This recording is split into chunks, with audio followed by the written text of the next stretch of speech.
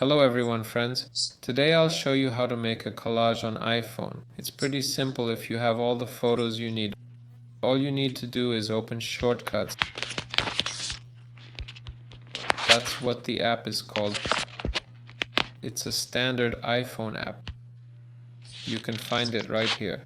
Let's open it. Then we need to search for Photo Grid.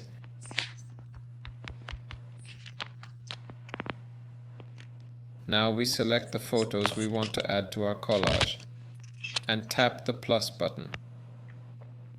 There. And this will be our collage. Here you can edit it, add more photos and so on. If you don't have it, tap the plus button, tap search and type photo.